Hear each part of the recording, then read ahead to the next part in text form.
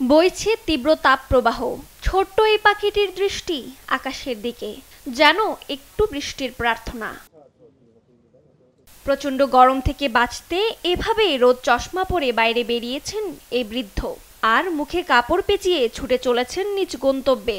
একটু স্বস্তির আশায় পানিতে শরীর ভেজাতে মত্ত ছেলে বুড়ো সবাই।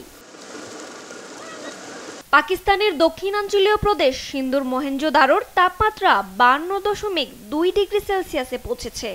এবার ছাড়িয়ে গেছে আগের সব রেকর্ড। তীব্র তাপপ্রবাহে শহরের বেশিরভাগ দোকান বন্ধ রেখেছেন ব্যবসায়ীরা। যারাও দোকান খুলেছেন, ক্রেতার অভাবে তারা অলস সময় কাটাচ্ছেন। লোকজন ঘর থেকে বের হচ্ছে না। বেশ কয়েকদিন ধরেই দোকানে মানুষজন আসছে না, তবু দোকান খুলে বসে আছে। টেবিল চেয়ারগুলো ফাঁকা পড়ে আছে। আমরা অলস সময় পার করছি। অতি গরম আবহাওয়া থেকে বাঁচতে লোকজন খুব বেশি প্রয়োজন না থাকলে বাড়ি থেকে বের হচ্ছেন না। মানুষের উচিত বেশি বেশি ঠান্ডা পানি পান করা। 2-1 দিনের মধ্যে কমতে পারে মহেঞ্জোদারোর তাপমাত্রা।